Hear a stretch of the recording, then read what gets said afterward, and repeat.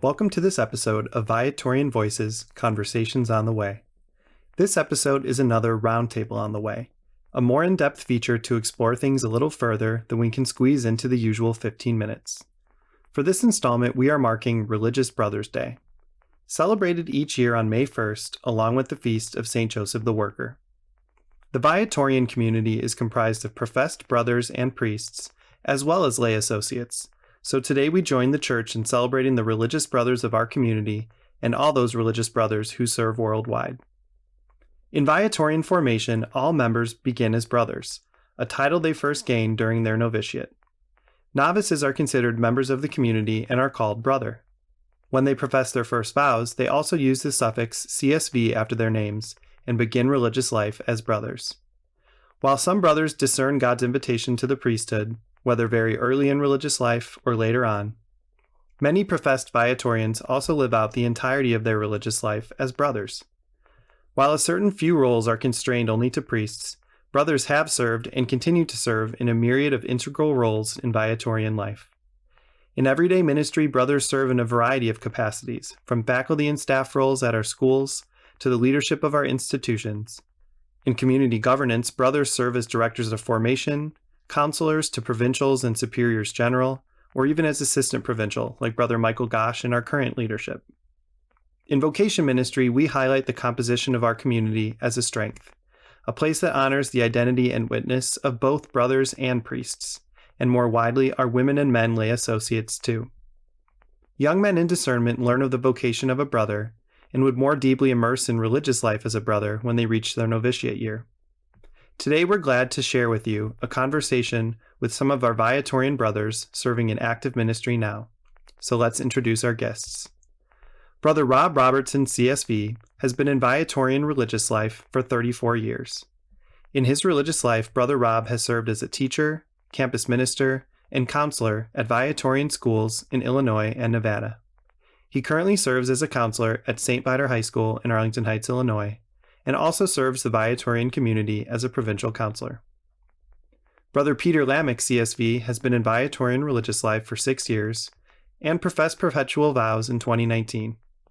Brother Peter has served as a teacher, learning specialist, and coach at Cristo Rey St. Viator College Prep in North Las Vegas, Nevada, and at St. Viator High School, where he currently works. I'm Dan Masterton from Viatorian Vocation Ministry, and I had the privilege of leading this conversation with these two Viatorian brothers. We recorded our conversation in the Viatorian residence at St. Viator High School in Arlington Heights, Illinois. After my opening question, you'll hear first from Brother Rob, followed by Brother Peter. Enjoy! Single life sometimes is thought of as simply not married or not religious or not ordained, when truly it should be acknowledged for the things it is positively: the potential for profound openness and flexibility, the opportunity to give of yourself more generously, more freely, and more. So perhaps religious brotherhood sometimes gets the same treatment. People view it simply as not priesthood, or maybe even like the male version of being a sister. So maybe we can start by trying to fix that a little bit here. So how would you guys explain brotherhood in its own terms? What would you say it means to be a brother? Well, I do think there are a lot of misconceptions about a brother. Whenever I introduce myself as Brother Rob Robertson, the very first thing people always say is, well, what's the difference between a brother and a priest? So that's really a very good question. I think there are so few brothers that people really don't know who we are.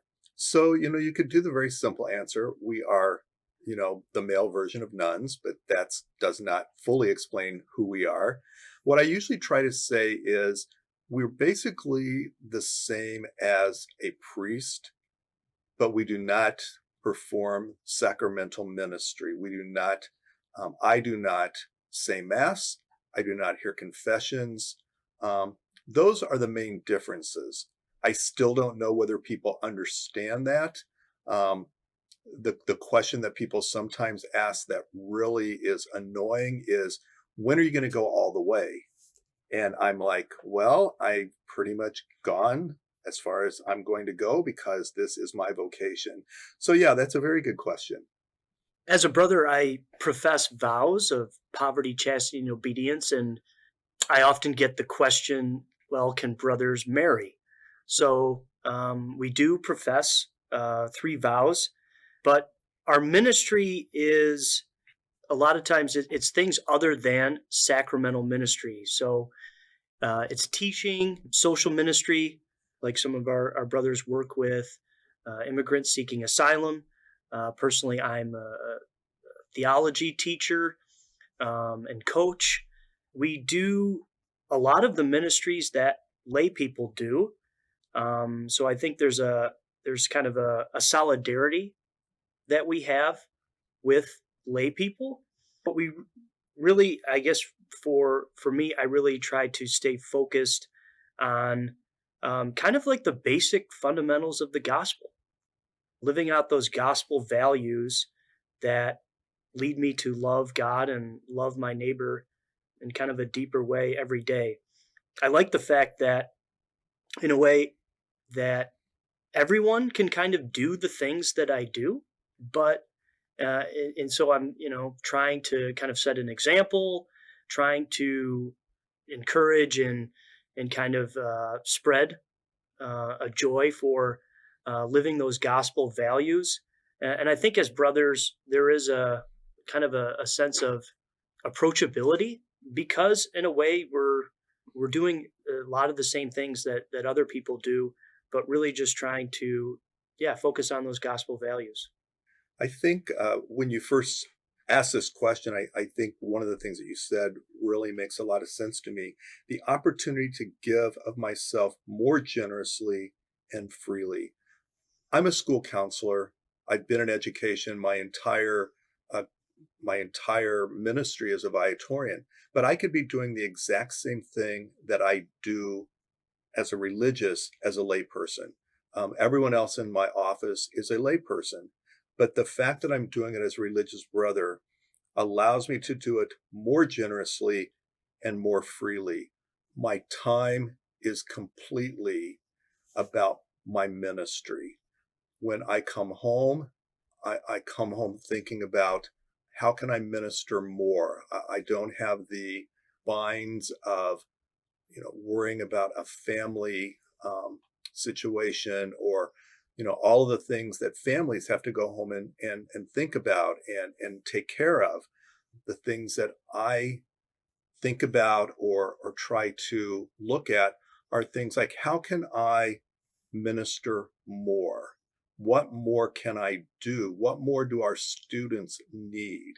I know Brother Peter and I are thinking of ways that we can get our students here at St. Viator more involved in direct service to the community. And I know if I were a family person, I wouldn't have the time to do that. If I were a priest, I probably wouldn't have as much time to do that. But in my role as a brother, since I don't have those obligations of sacramental ministry, I can look and see where there's a need that I can fill that's good for our students. So I do think the whole thing of giving of myself more generously and freely is one of the positives of being a brother, at least for me. The very relationship of like the brother is kind of a horizontal relationship where it's a little bit different. Like a priest is called father. With brother, I think there's this kind of inherent sense of equality. There's this relatability, and I think it kind of reflects the heart of what it's all about. That I think we see each other and see that kind of the heart of this vocation is it's all about service. That we're all about serving other people. And I think it also speaks to what is that kind of authentic authority, so to speak, an authority that comes from the way we treat people, the way we care for people, the way we speak about people, the way we live out those gospel values is what kind of radiates a desire, I think, in others to live the gospel. I want to unpack that part a little bit because I think you guys hit on something that's true across the church.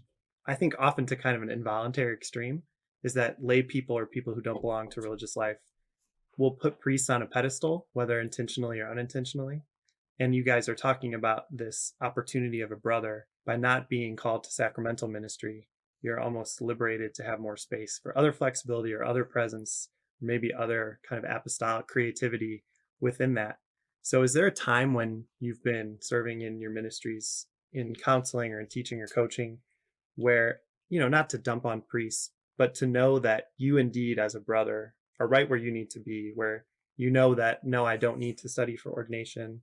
I don't need to go back to school. Who I am right now and the religious life I live right now is right where I need to be and right where my vocation rests. Yeah, definitely for me. I've been a religious brother since 1987, and I've never felt a call to priesthood. Um, I don't think the priests put themselves on a pedestal, but I do agree that the people a lot of times put them up on the pedestal. I don't feel like that with the brothers. I've never felt that the people I minister with have put me on that pedestal, and I do believe it's because I don't do the sacramental ministry. There's just something in people's minds that priests, and like Peter said, father has a different connotation than brother.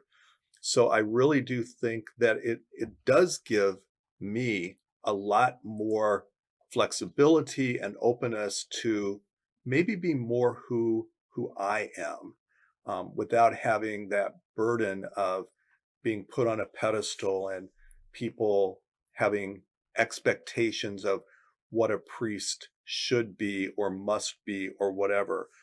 I feel like, I don't know how to say this other than I feel I can get down into the mud with people. I can really, and I've done it. I mean, I've gone on service experiences where, I've dug trenches before. I've gone to places with babies who are addicted to cocaine, and I've rocked them in the rocking chairs. I mean, I've just done things that just were more, just who I am. And I think if as a priestess, if I would have gone in there, people go, oh, father's here. They didn't do that with me. And I do think that just opened a lot more doors for me as a brother personally. I think there's a certain kind of gift that comes with being a brother, and I think there's this maybe heightened sensitivity or attention or awareness of people who are suffering in a way that kind of, I think, even at least for me, affects the way I do ministry, who I think about when I pray at night. And I think it does very much affect, in a way, being on the lookout for anyone who is struggling and suffering in my, the people I know and the people I serve. Maybe a couple months ago, I was teaching in class, and one of my students was really, over the period of like a couple of days, just acting very differently than how she was acting kind of throughout the year. There was a kind of a sadness in her face, a kind of a detachment, not really engaged in what we're doing. And one of the classes, it kind of came to a head that she actually started to actually kind of act out something that she had never done before. And the bell had rung, and I asked her if if she wanted to kind of talk after class. And rather than kind of getting frustrated with her, I just asked her, what's going on here? Because I've seen kind of this change. How can I help? And she talked about how her family was going through kind of some struggles, and over the last few weeks, just a lot more had been put on her. And it was a moment that I definitely felt the Holy Spirit kind of speaking through me, that I was, and kind of just working through me, and being able to kind of spot this and pay close attention, and to identify that, there was something going on here. And rather than getting frustrated and angry that, she wasn't engaging with what we're doing in class, but thinking about, well, what might be going on here, and how can I serve her? How can I help her? And I know this really meant a lot, to her, and she was, very grateful for. I think just the idea that someone paid enough attention to her that that I was able to recognize that she was going through something, and I think it gets to that kind of gift of being a brother, that we kind of, have this kind of heightened sensitivity to people who are kind of struggling. I think our priests, they have a lot of these same gifts. I think that unfortunately they have to get bogged down so much with the administrative duties. Running a parish is not easy. You always have to worry about, salaries and money and fundraising and all the things that are not fun. I think the brothers get to do the fun stuff. We don't have to worry about the stuff that's not fun. And, I feel bad sometimes for the priests because I know they want to do the ministry stuff that we get to do freely. And we're not worried about, well, how am I going to keep the lights on? How am I going to pay the salaries? How am I going to do this? And sometimes I've heard some of the priests in the community say, I envy you guys who are brothers who don't have all the weight on your shoulders that we have. Running the school, running the parish, worrying about all these responsibilities. Not that we don't have responsibilities as brothers. Some of our brothers have had some very significant ministries that they've been in charge of. But I do get a sense of some of our priests get very tired of the many responsibilities that they have that are much greater than my responsibilities. So, I just wanted to throw that out there, that I know that they've got the same compassion and all the things that we have as Viatorians, but a lot of extra responsibilities. And I get the sense too, when you talk about the responsibilities that aren't thrust upon Viatorian brothers, that space for flexibility, sensitivity, immersiveness is also true of your spiritual life as brothers, that maybe there are fewer times where you have to miss a community meal or a community prayer night. And maybe you have a different capacity to sustain that community life and personal and communal spirituality in your religious life that maybe a priest is challenged in different ways and doesn't have. And so, kind of on that note, I'm thinking the Viatorians are a little unique in terms of religious congregations, because some congregations, men go into studies and ordained, and you're talking about completely a congregation of priests. There are some congregations, like some of the teaching communities, that are exclusively brothers. Here in the Viatorians, we have this mix where every man enters formation and is called brother from his novitiate onward and into his religious life. But then some of them do discern call to priesthood and studies and ordination, and others remain brothers for their entire life. The Viatorians are a mix. Obviously you've only belonged to one religious congregation, but what's your experience of being part of a community where brothers and priests are largely seen as equals, with these small exceptions of sacramental leadership or the capacity to serve in certain roles? What does it mean that every Viatorian is part of this mixed community of brothers and priests, and frankly also women and men associates who belong to the Viatorian community? What does it mean to be a brother in a community that's that combination of people? That really is, for me, one of the blessings of being a Viatorian is there is no pressure to be ordained a priest. The brothers and the priests are absolutely equal. In fact, worldwide, there are many, many, many more brothers than priests. The province here in the United States is more unique, that there are more priests than brothers. But you go to the province of Canada, it's way the opposite. There are way more brothers than priests. So here in this country, there is absolutely no distinction between a brother or a priest except in our ministry assignments. It's a great blessing. I see no difference between how I'm treated, how I'm looked upon, the responsibilities that I've been given in the community. I've been on the provincial council.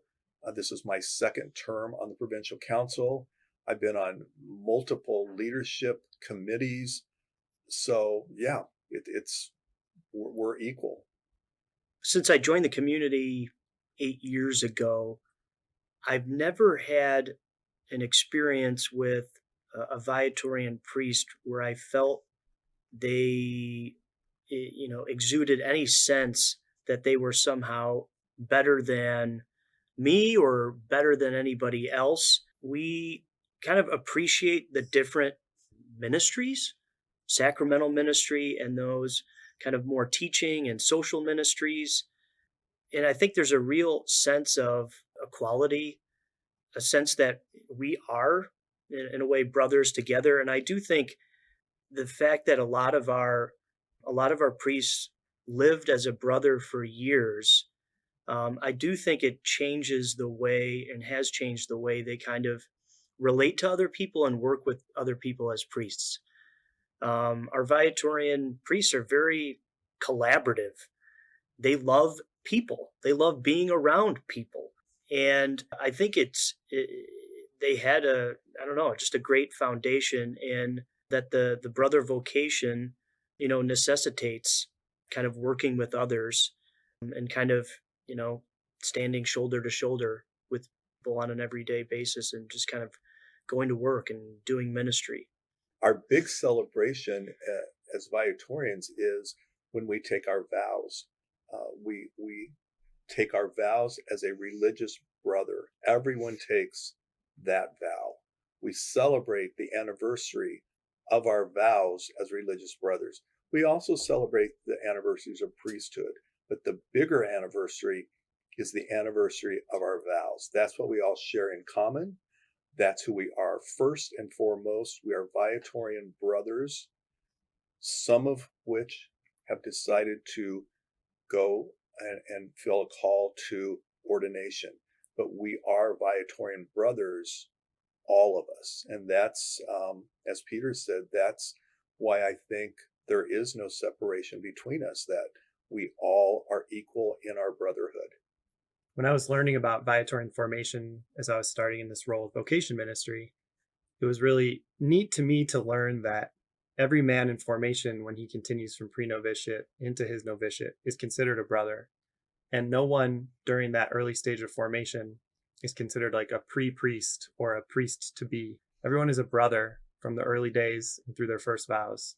And then only when they approach the community with the desire to discern priesthood is that considered and then laid out and then maybe leads to ordination.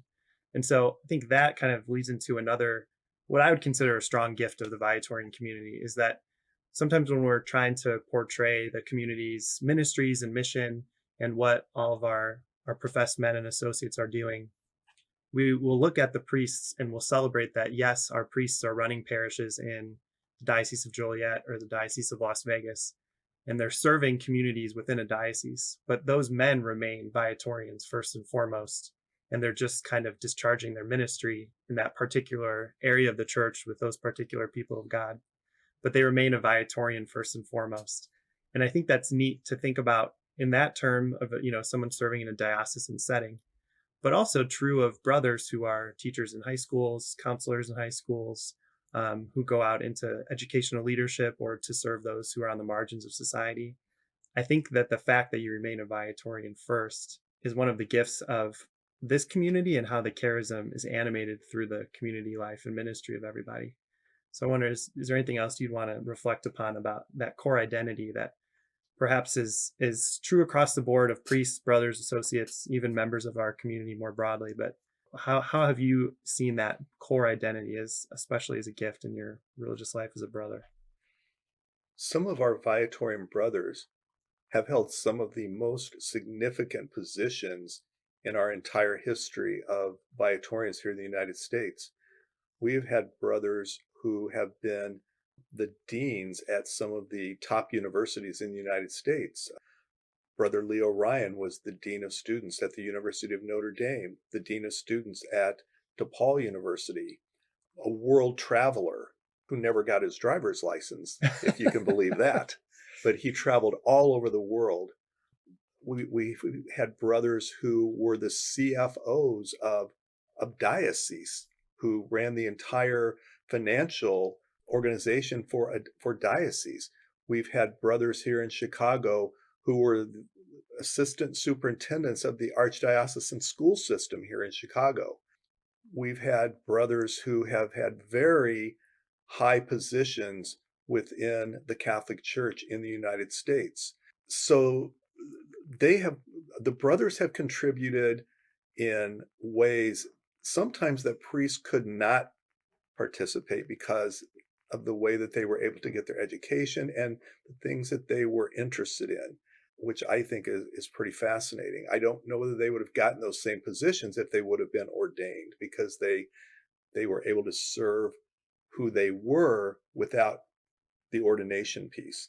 And the roles that you identified, I was thinking, I don't know if you were thinking of Brother Don being in charge of curriculum and instruction Absolutely. for the Archdiocese, Uh-huh. but those are really concrete extensions of the Viatorian charism, going all the way back to Father Curbs and the need for better education and more support for local communities that want to educate their young people in the faith. And here are brothers on the front lines doing that ministry exactly, and how perfect and fitting for what the Viatorians are trying to bring to the world and the church. Brother Michael Gosh is someone who has really been one of the most significant leaders in our community. He has ministered to asylum seekers and refugees really over the last 9 years. And in working with asylum seekers and refugees, he had a vision for starting a house of hospitality for young men seeking asylum, and for us to establish as a religious congregation to actually establish a whole new ministry.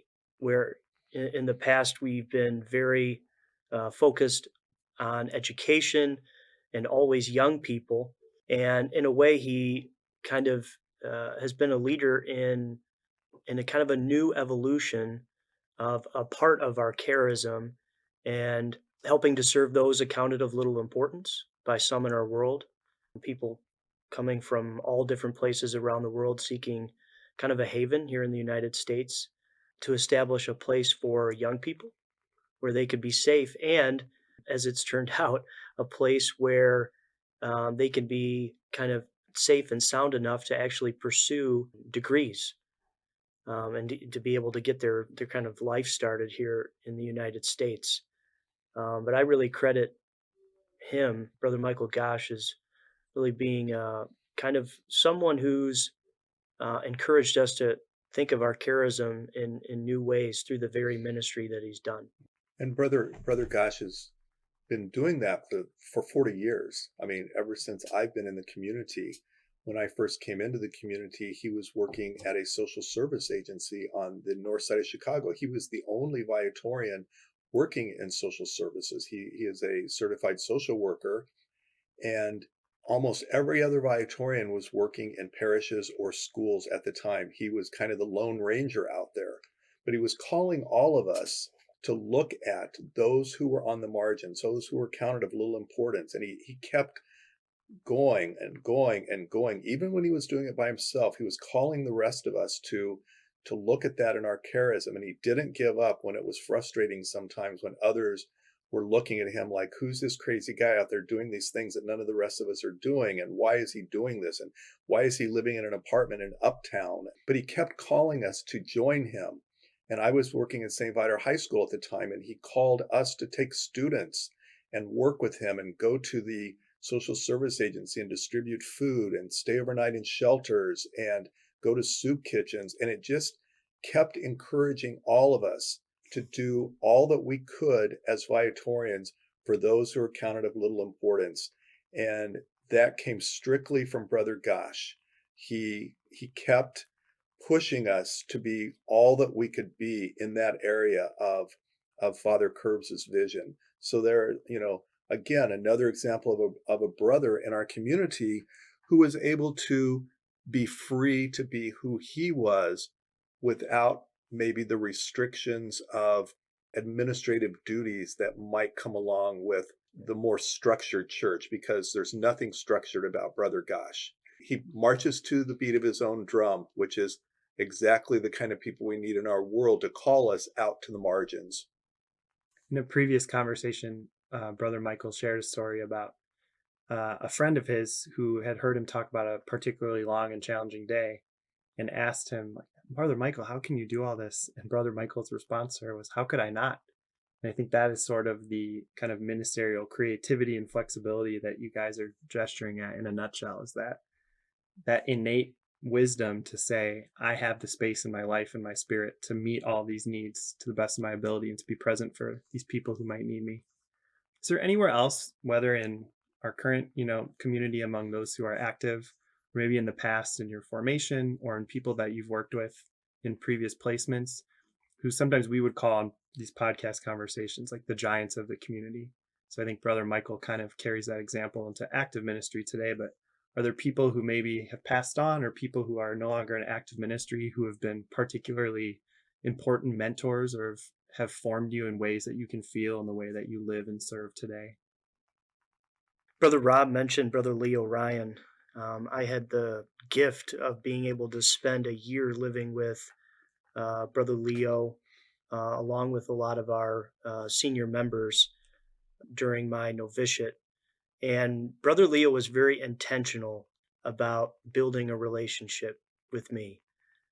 He'd invite me to kind of come and sit down in his room and share stories, stories about some of the different places he served, places he's traveled, experiences and changes in the community since he entered. And he had a real, I think, good, healthy pride as a brother. It was really an important part of his identity. And he also knew I was kind of interested in teaching. So a lot of the stories he shared was about, stuff in the classroom and his kind of personal philosophy and approach to education and teaching. And I remember one story he talked about chasing and kind of running one of his students down who was kind of struggling. He went all the way to this like local college bar and, had kind of a heart to heart with this guy who was kind of struggling in his class. Ended up helping this student kind of turn things around. But really, he kind of very explicitly sent the message to me of like, that's what it means to be a brother, that you really have to be willing to go to great lengths to try to help people and serve people. And that to be an educator is more than just teaching content. It's about building relationships with people and really taking seriously those relationships that you have. For me, the person that I think of is Brother Dale Barth. There was no one in our community who was as down to earth as Brother Dale Barth. Johnny Cash, cowboy boots, and a pocket knife describes Brother Dale Barth to a T. He was rough around the edges, but he would give you the shirt off his back. He was like a big old teddy bear. He had a nickname for everybody in the community. Some of them not so nice, but he did have a nickname for everybody in the community. But he was loved by everyone who came into contact with him. He was at St. Viator High School for many, many years, and alumni still ask, when he was still living, how's Brother Barth doing? He was an institution here for many years. He ran the bingo program here. He was just salt of the earth. Smoked like a chimney, but you can't fault him for that, I guess. But he's one I would consider one of the giants in my formation, and I think everyone in the community has a Dale Barth story. Another is Brother Bob Rule. He was a giant as a teacher here at St. Viator. He unfortunately died during the school year, and I'll never, ever forget when his casket was brought into the building. We had the funeral here at school, and the casket was brought into the building, and the students lined up down the halls to kind of be an honor guard as the casket was brought in, and the tears running down their faces. It was a genuine loss for the students at St. Viator High School and the alums. The funeral was so big, we had to have the funeral at the local parish, and it was completely standing room only. The number of people who came to his funeral. He was just a master teacher through and through. And, I'll let Peter and Dan talk more about that, but I know he was a giant in our community as a brother. I remember being in homeroom after my first class with Brother Rule. And I was sitting with a friend, and I was just going on and on and on about this teacher, this English teacher I had, who I just thought was the greatest teacher. I just had one class with him, and his energy, his enthusiasm, his knowledge, his like running around the classroom was like he was the most engaging teacher I'd ever had. And it was like the first time, being more of kind of like a jock person, that I really enjoyed and looked forward to going to class.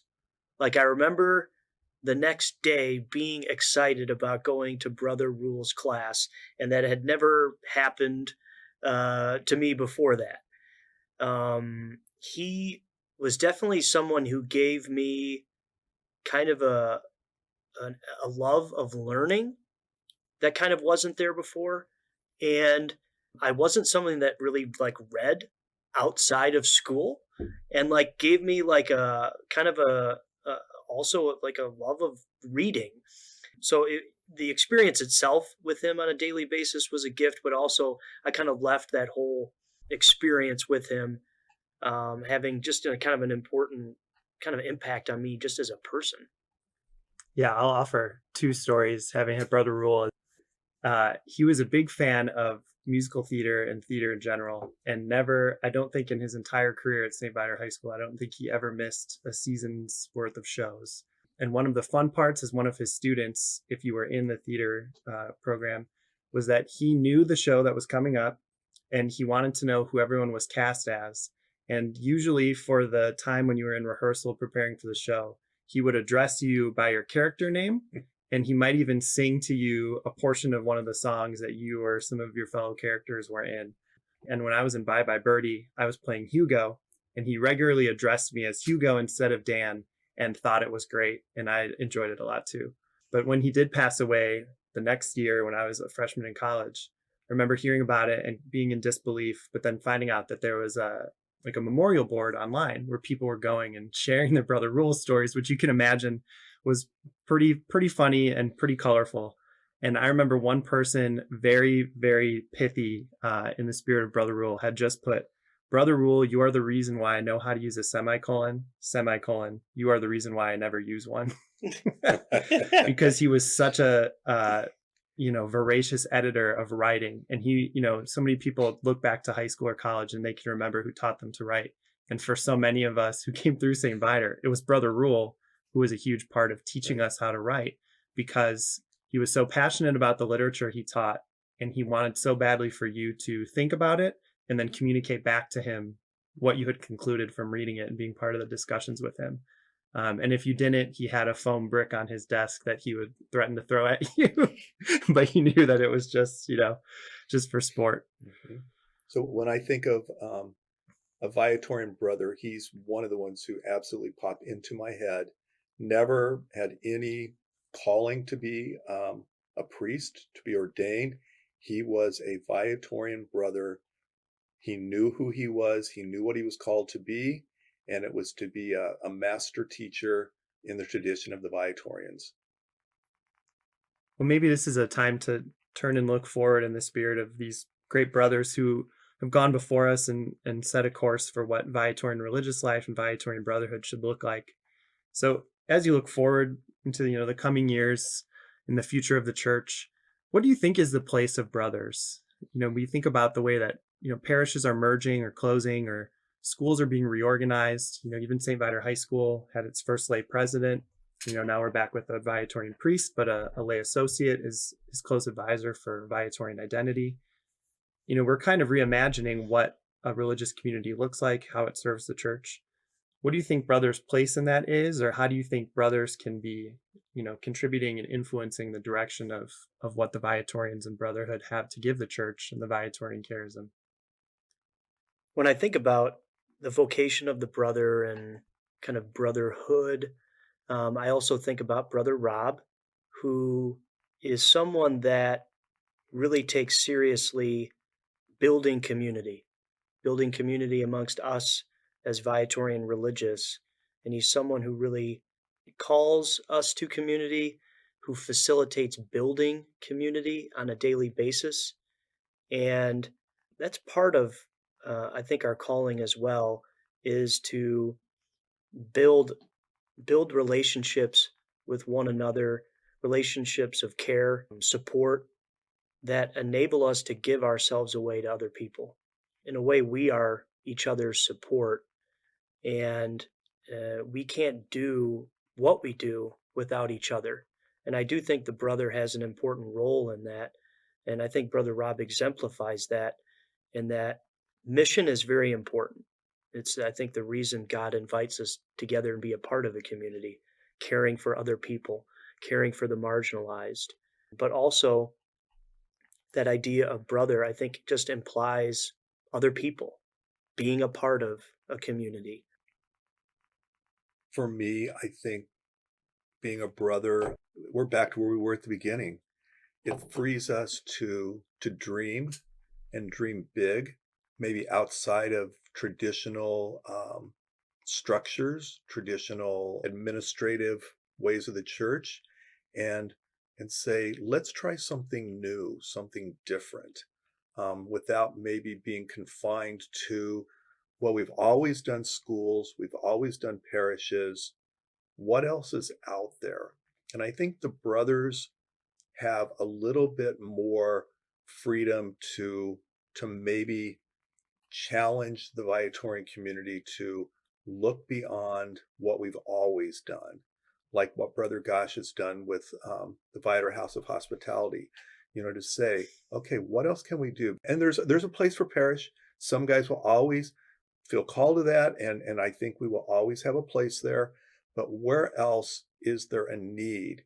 And that's where I think the brothers in the Viatorian community really are going to be influential, is we can really say, what else is there?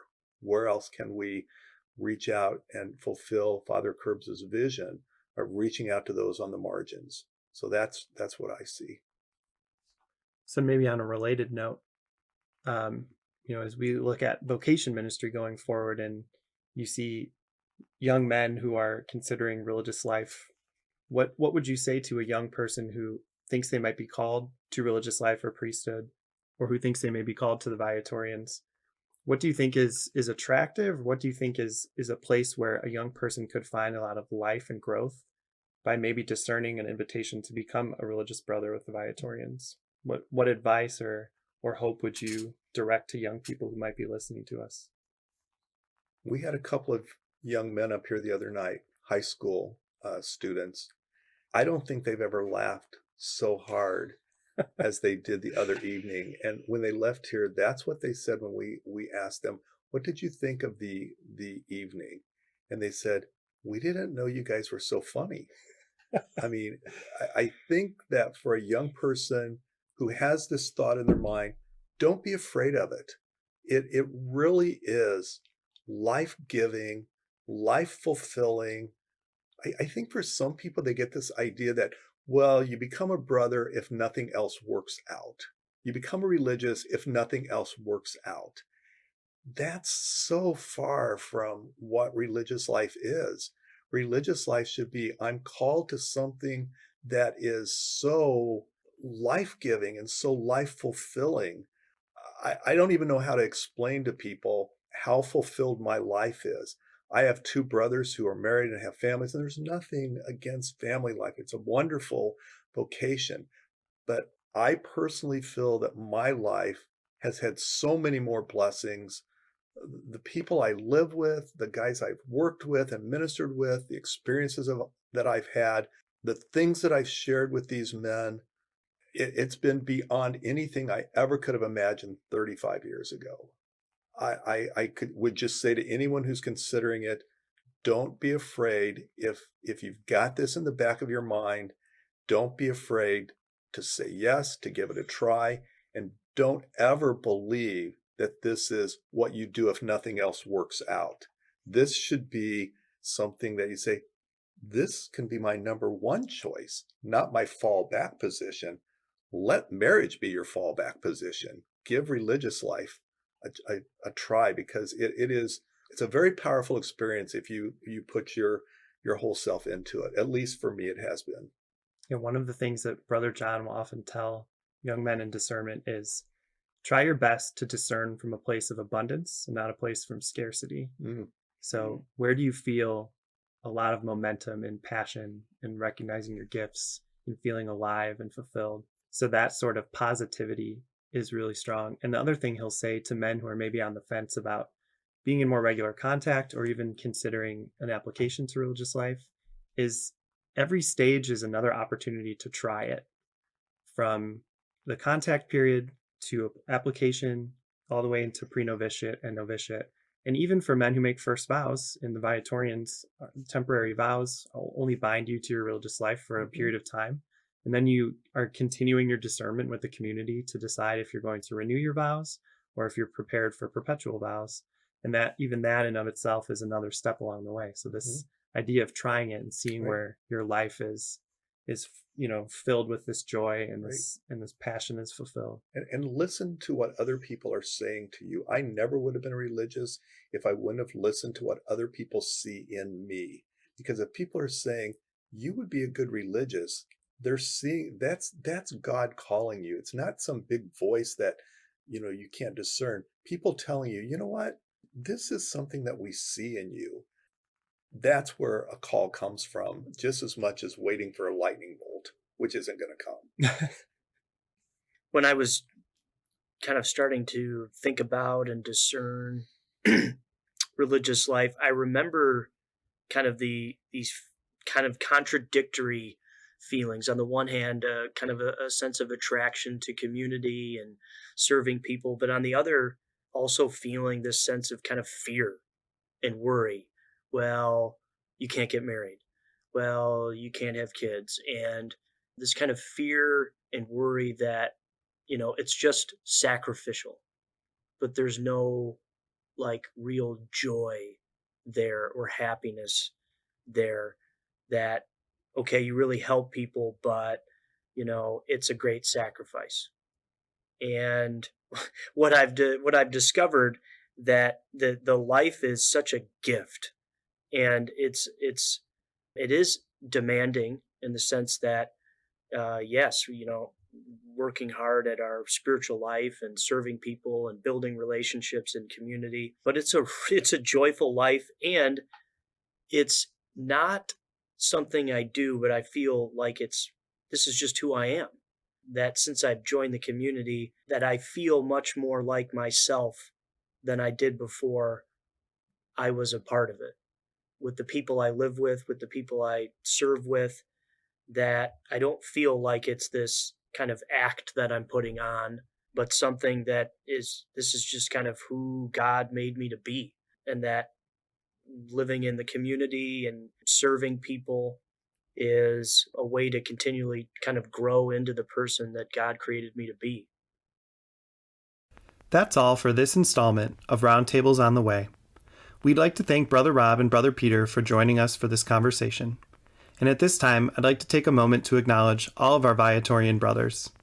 Brother John Eustace, our Director of Vocation Ministry, Brother Carlos Flores, the Director of Admissions and Recruitment for Cristo Rey St. Viator College Prep in North Las Vegas, Nevada, Brother Michael Gosh, the Director of Programs and Housing for Viator House of Hospitality and Assistant Provincial, Brother Pat Drohan, on retreat staff at the Villa Desiderata Retreat Center, and Brother Michael Rice, a retired educator living in the retirement community at the Province Center. We pray that the witness and example of these men will inspire others to consider religious life and potential vocations to brotherhood. Viatorian Voices Conversations on the Way is a production of Viatorian Vocation Ministry. The Viatorians are professed brothers and priests, together with women and men lay associates, who proclaim Jesus Christ and his gospel, and raise communities where faith is lived, deepened, and celebrated. In the footsteps of Venerable Louis Curbs, and under the patronage of St. Viator, we strive to do everything well, so that through us, Jesus may be adored and loved. To learn more about our community, visit Viatorians.com, or follow us on social media at Viatorian USA. Those seeking support and accompaniment in exploring God's invitation for them are invited to reach out to Vocation Ministry. Send us a DM on social media or email vocations@viatorians.com to start a conversation. On behalf of Brother John and the Viatorian community, I'm Dan Masterton.